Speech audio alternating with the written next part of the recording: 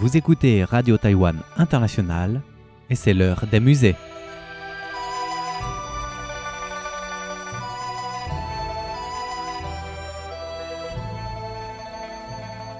Chères auditrices et chers auditeurs, bonjour.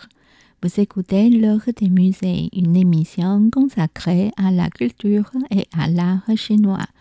À la fin de la dernière émission, nous avons observé une mère et son enfant engagés dans une activité de vente de lait de soja.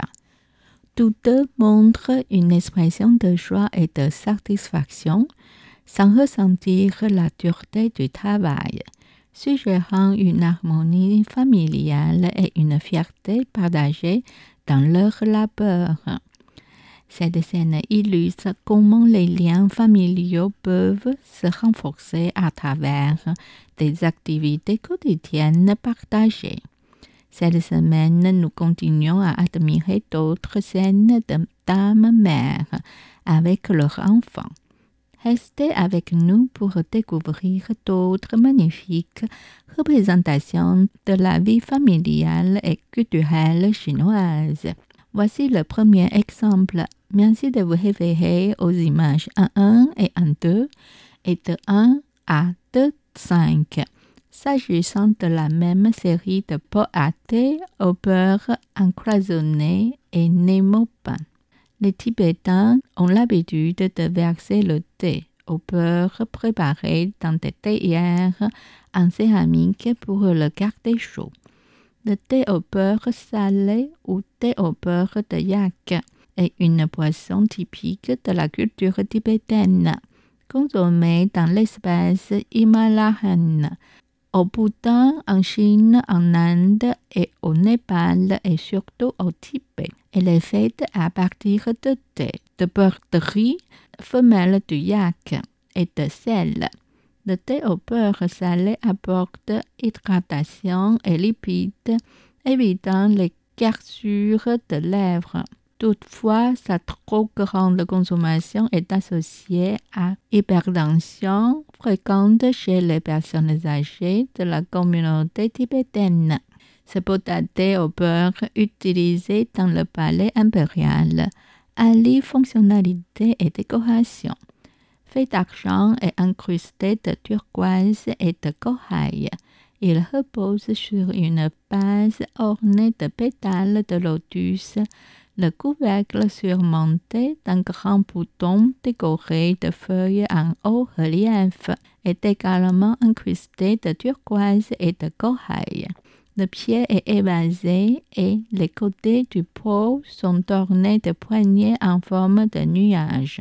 L'intérieur du pot est plaqué d'or et l'extérieur est décoré de motifs floraux sur un fond bleu clair. Le couvercle est orné de 8 médaillons représentant des paysages et des scènes de mer avec leurs enfants. Le corps du pot présente 12 médaillons illustrant des dames, des mères avec leurs enfants, ainsi que des fleurs et des papillons.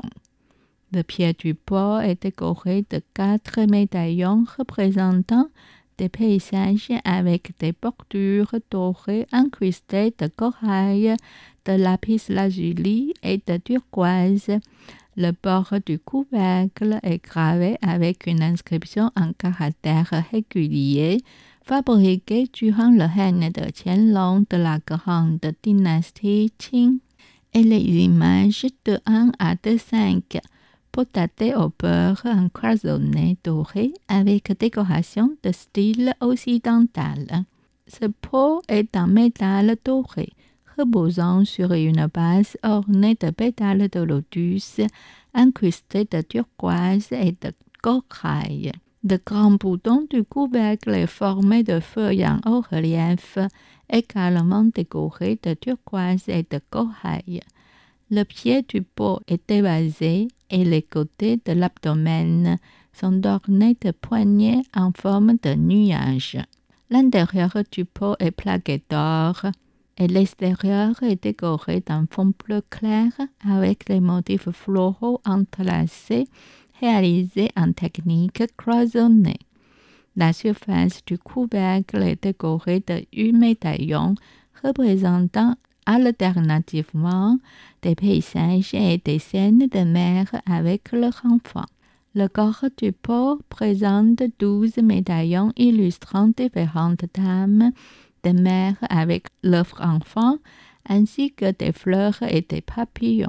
Le pied du pot comporte 4 médaillons illustrant des paysages. L'ensemble du pot est bordé de dorures incrustées de corail, de lapis-lazuli et de turquoise. Ce potager au beurre incarne non seulement une grande maîtrise technique, mais également une riche symbolique culturelle, en illustrant des scènes de la vie quotidienne et des éléments naturels qui étaient chers à la dynastie Qing. Ensuite, merci de vous référer aux images 3.1 à 3.4 pour admirer le troisième exemple. Paul à thé avec motif. Les gens ordinaires dans une journée ordinaire. Un émopin de Falanzai. Ce bol présente une large ouverture avec des bords étroits et une paroi profonde en arc, reposant sur un pied bas et rond. La pâte est légèrement épaisse et l'ensemble du bol est recouvert d'une glaçure blanche servant de fond pour les émaux de Falanzai. Le bord du pied est non émaillé, laissant la pâte apparente. L'intérieur du bol est sobre et sans décoration, tandis que l'extérieur est orné d'une scène illustrant l'histoire de Yang Mingqi-rang. Au centre, un personnage est assis par terre, tenant un bâton court et frappant un monticule de terre. Autour de lui, 13 personnages comprenant des enfants, des femmes et des hommes coiffés et des vieillards sont représentés dans diverses activités telles que la danse, la conversation et le partage de boissons, créant une atmosphère harmonieuse et joyeuse. Les couleurs des émaux sont douces et harmonieuses et la technique de peinture utilise les ombres et lumières de style occidental.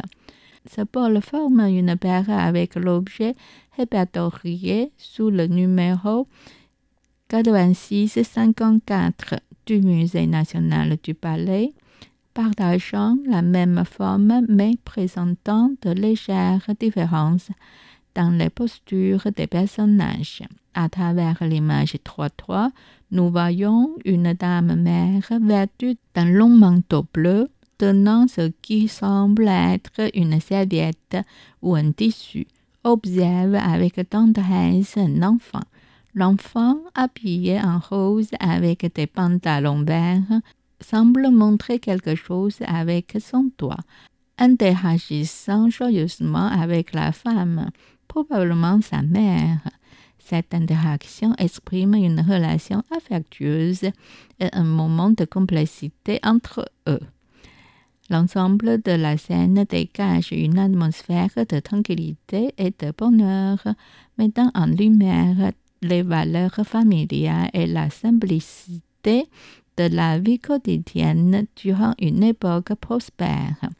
Le style de peinture est fin et détaillé, typique des émaux de Falanzai, avec des couleurs douces et harmonieuses. Yang Mingqi-rang, cette expression trouve son origine dans une légende de l'Antiquité. À l'époque de l'empereur Yao, durant son règne, la paix régnait dans le monde et les gens vivaient sans souci. Les habitants utilisaient un morceau de bois en forme de chaussure comme cible et à une certaine distance, lançaient un autre morceau de bois pour essayer de l'atteindre. Celui qui réussissait à toucher la cible était déclaré vainqueur et ce jeu était appelé Jirang. Avec le temps, cette expression en est venue à symboliser une époque de grande prospérité et de paix, où les citoyens vivaient heureux et en sécurité.